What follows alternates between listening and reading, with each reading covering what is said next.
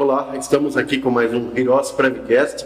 Eu, Paulo Pinceta, Eduardo Hirose e Arnaldo Cordeiro. Hoje essa semana foi muito pesado para nós e eu resolvi falar um pouquinho da portaria 908 de julho de 2021. O que essa portaria fala? Do atendimento especializado. Para que serve esse atendimento especializado? Já aconteceu com vocês, se vocês tentar pedir alguma coisa no INSS e não ter requerimento, não ter um específico? Então, atendimento especializado, a ideia desse atendimento é em razão disso. É alguma informação que você não tem acesso, então você faz ele por 135 e quando você chegar no INSS, eles vão te instruir. Pode fazer também, quem é advogado, pelo guichê virtual. Guichê virtual, tá? E, Eduardo, em que isso vai me auxiliar?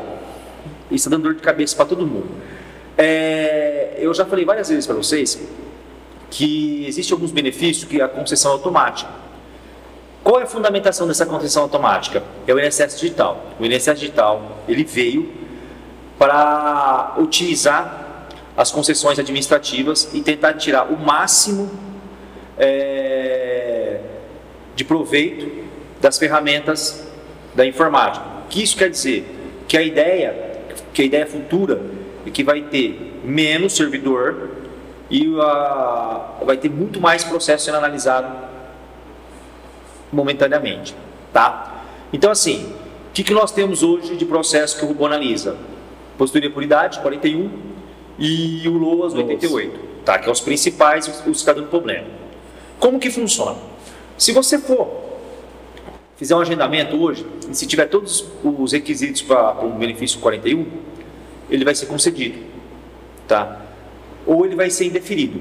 Você faz o agendamento no 135 lá, abre o requerimento, quando você vai juntar o documento, ele é indeferido. Então, para isso, você vai utilizar dessa portaria, tá? Qual que é a fundamentação que a gente utiliza? Artigo 2º, parágrafo 4º, que fala aqui, ó, requerimento concluído sem atendimento ao solicitado.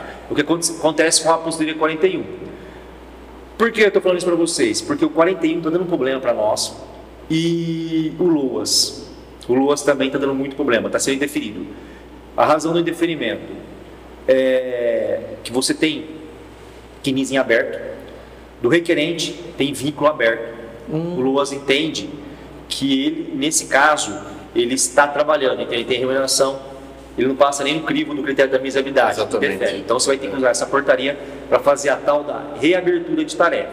Detalhe, existe uma diferença muito grande de reabertura de tarefa e de revisão de ofício, tá? Por quê? Porque a reabertura de tarefa não quer dizer que vai ser concedido o benefício. Eles vão reabrir porque teve um erro de sistema que indeferiu um processo sem analisar o mérito, tá? Agora, o que é revisão de ofício? A revisão de ofício é quando o servidor, no ato do administrativo, ele está analisando o processo, ele percebe que no requerimento anterior, o segurado cumpria todos os requisitos para ter direito ao benefício. Nesse caso, ele viu um erro e ele tem a responsabilidade de conceder aquele benefício, tá? O que a gente faz no caso de quando o benefício 41 tem direito e é indeferido? A gente entra com a reabertura de tarefa, fundamentando no artigo 696, parágrafo único da instrução normativa 77 de 2015, falando que houve um erro administrativo. A gente notifica o servidor que houve um erro administrativo. É o que a gente faz. Então, assim, para quem está com esse probleminha, essa portaria 908, de 9 de julho de 2021, é com ela que você vai conseguir fazer a reabertura de tarefa. E quando a gente fala de reabertura de tarefa, a ideia é você pegar o requerimento inicial, né, você abrir ela e jogar na fila de novo para analisar, tá? Diferente do revisão de ofício. Já aconteceu isso com você, já, Arnaldo? Ainda não aconteceu comigo isso daí. E é recorrente. Inclusive sim, a gente tem uma caixinha de pergunta lá e eles mandam no direct para mim sempre sobre que está acontecendo muito isso. LOAS está indefinindo o processo com vínculo em aberto, eles estão indefinindo o processo. Uma coisa também está acontecendo muito, que a gente sempre fala, observar se os dados do requerente está atualizado, porque às vezes lá na Receita Federal o nome da mãe é divergente no INSS.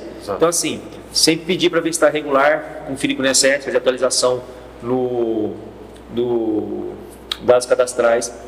Isso ajuda muito. Quando você vai solicitar, vamos imaginar assim, eu quero solicitar uma atualização de cadastro. Como que o INSS recebe esse documento? Ele entra numa fila, porque assim, a gente sabe que hoje para conceder um benefício tem um certo tempo, né? Para a atualização de cadastro, é bem mais célere ou não? Ele entra, vai demorar o mesmo tempo de análise de um benefício ou não? Aí, em tese, seriam 5 dias. Manutenção é 5 dias para ter uma resposta. É um departamento próprio só para fazer isso. Então, assim, atualização de cadastro, você fechar um vínculo. Procuração. Tá, não, vínculo já é mais delicado. Vínculo. É bom você ter falado isso, tá? Existe um agendamento que é em razão da portaria 123 de 2020. Que foi essa portaria? Qual que é a finalidade da portaria? Interessante também, toda vez que vocês forem pegar uma portaria do INSS ou um memorando, analisar, ler aqui qual que é a finalidade da portaria. Essa portaria, que é a finalidade dela, é criar um serviço especializado nos casos em que você não tem um agendamento específico, tá? A portaria 123, ela aborda a possibilidade de alguns atendimentos serem feitos por 135 e pela PS. Como a PS estava fechada na época da pandemia, era feito pelo guichê virtual. E ela fala o seguinte, que dá para você fazer tanto pelo 135 ou pela PS, agendamento de atualizar vínculos e remunerações, cálculo decadencial, solicitação de complementação, dá para tudo fazer. Porque às vezes a pessoa liga no 135 e eles falam assim, esse serviço não tem. Fundamenta na portaria 123, né, e pede o protocolo, porque se o atendente não quiser fazer, você faz uma reclamação, tá? Isso já deu polêmica, eu já falei várias vezes isso e as pessoas falam que não tem esse agendamento, mas o correto, o nome do agendamento correto é atualizar vínculos e remunerações, tem jeito sim.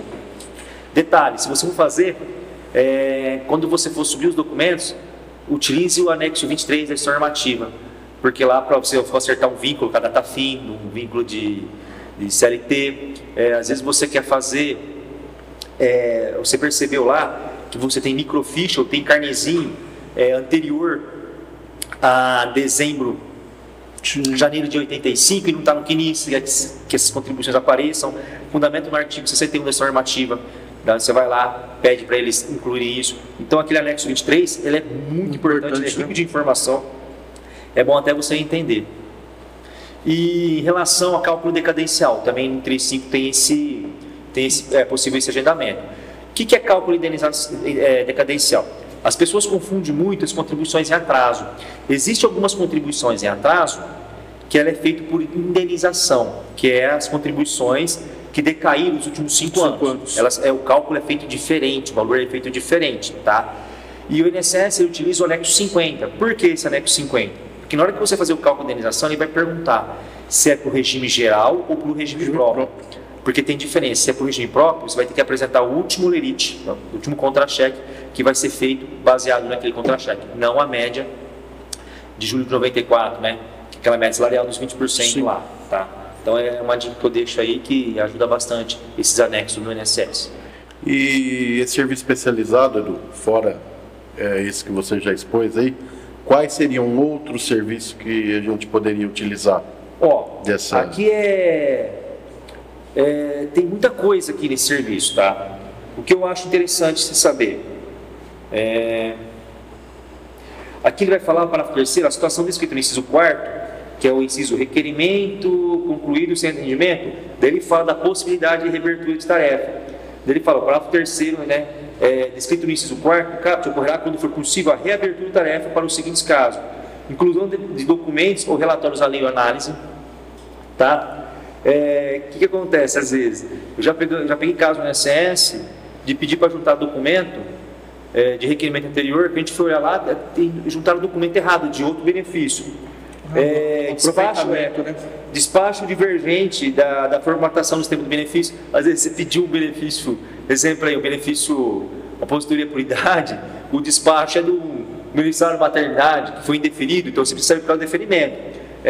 Terceiro, encerramento de tarefa por erro de sistema. Então esse aqui é o caso que a gente utiliza. o sistema ele encerra automaticamente o benefício. Isso não pode sem se analisar o mérito. Nós estamos falando aqui de análise, erros sem análise de mérito, tá? Mas tem uma análise de mérito. Eu já vi pessoas pedirem para reabrir tarefa porque não foram considerados o PPP. Daí eu fui olhar a fundamentação lá, a fundamentação dizia o seguinte: eu não vou encaminhar, o servidor não encaminhou o PPP para o SST em razão de não constar agente nocivo, né? Nesse caso, a própria normativa fala, o servidor não encaminha, não será encaminhado para o SST. E a reabertura de tarefa ela é um pouco mais complicada, porque o servidor pega esse requerimento que é feito, ele encaminha para o gerente ver se há um erro que justifica a reabertura de tarefa. Nesse caso, pelo menos os que eu peguei, eu acho que foi um caso só que foi reaberto em razão de uma pensão que foi indefinido automático. O sistema indefinido automático de reabrir considera a pensão, tá? Então, assim, você tem que entender um pouquinho o que é erro material também, porque o que você faz? Aonde você pode recorrer também? Junta de recurso. Vou explicar para vocês como que funciona o junta de recurso. O Arnaldo é um servidor. O Paulo vai lá no INSS, ele pede uma aposentadoria e cai para o Arnaldo analisar. O Arnaldo analisa e fala assim, indeferiu o benefício. O Arnaldo ele não viu, ou ele viu e não conseguiu identificar, que lá no processo do Paulo existia um período de motorista anterior a 28 de abril de 95, com os PPPs, que ele era motorista. Né? E tinha o PPP, falava que ele era motorista. Nesse caso, o motorista ele se enquadraria pela categoria. A análise é feita por quem? A análise é feita pelo técnico do INSS. Então, o Arnaldo olhou lá, indeferiu o processo. Eu, servidor, eu analiso o recurso. O processo do Arnaldo vem para mim. O Paulo foi indignado com a negativa do INSS, ele entra com o recurso. O recurso cai lá na minha SEAB, eu baixo o recurso e eu vou analisar. É obrigatório o servidor fazer a análise inicial. A gente vai fazer uma análise como se não tivesse feito analisado pelo primeiro servidor, que seria. Servidor. Eu vou analisar e falo, não, tem esse período aqui, eu vou lá e enquadro. Quando eu enquadro esse período, eu vejo que dá o benefício. E o Arnaldo, a razão do recurso do Paulo é sobre isso. Falou, eu juntei um PPP de 85 a 94, em que o meu cliente ele foi motorista de caminhão, né? Cabe enquadramento no decreto de 64 e no decreto de 79, e o servidor não viu. Eu fui lá, enquadrei, vi, deu o benefício para ele. Nesse caso, o que eu faço? Tem que mandar para de recurso? Não. Eu concedo o benefício, faço o despacho e faço a fundamentação. Não estou caminhando de recurso, porque na reanálise, ele tinha direito. Então é isso que funciona, para que funciona o recurso. Tá? Então, assim, questão de mérito, que o servidor viu, analisou, né? Nesse caso, aí vamos falar para você, nada mais é do que a revisão de ofício. Eu revi o processo, você realmente tinha direito, e concluí o processo. Eu fiz, só que lá o Paulo, inicia caso o Arnaldo, ele não deixou de analisar 2 períodos, tanto esse profissional, né, por categoria profissional, mas tinha um período também que era posterior a 95, e tinha lá, a gente fez com ruído, acima de 90 decibéis, tá? Porque tem vários períodos. Sim. E o que acontece? O Arnaldo não encaminhou isso para o SST, para o médico, perícia médica. Nesse caso, eu analisei o benefício, eu concedo o benefício em relação àquele outro período em que não compete a mim, eu encaminho para o SST. Tá. Ou então você fez aquele pedido e juntou uma justificação administrativa que não foi analisada, que tinha início para o material, mas é só o período da análise da atividade especial já daria o benefício, mas também não concordo com a justificação administrativa. O que eu ia fazer? Conceder o benefício e encaminhar só aquele período que eu não encaminhei, que eu mantive a decisão do INSS para a junta de recurso. Então, entender um pouquinho o mecanismo da junta de recurso facilita a tua vida até no administrativo. Outra coisa também importante, olhar o cálculo que o INSS faz. O INSS faz cálculo errado. Eu fazia isso quando eu fazia no junta de recurso, analisava o benefício de recurso, tem um monte de cálculo errado.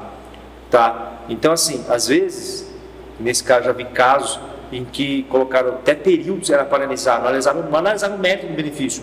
Pegaram uma outra informação de outro processo e analisaram o método. Então, tomar cuidado para poder entrar com recurso especial ou embargar. Tá bom? Essa é uma dica que eu deixo aí. Muito, muito válido, né? Para quem está pensando aí, não querer ir para o GEF, eu acho que o interessante é tentar todas as instâncias administrativas e com recurso até o final. Tem benefício que dá certo, às vezes você se surpreende com a decisão da junta de recurso, que ela é bem favorável. Tem junta de recurso que não analisa, como eu falei, já pegamos casos que não analisou nem o método, mas, né, Paulo, assim, a gente está tendo bastante sucesso na junta de recurso. Então, a dica que eu deixo é que vocês sempre extinguem o processo administrativo. Esgotamento da via administrativa, né? De instância, né? Essa dica muito valiosa, né? E uma vez porque também o processo, mesmo que ele não seja concedido na via administrativa, em recurso especial, você ganha tempo e de repente você sai da linha dos 60 salários e você pode ajuizar a ação diretamente na vara federal normal, usando o rito ordinário, né? Sim. Gente, o assunto termina por aqui, se encerra por aqui e te aguardo no próximo podcast. Só levantando uma bola aqui, tá? Se vocês puderem sugerir temas para nós aí, caso específico aí, a gente está à disposição. Até mais, galera. Até mais. Até mais.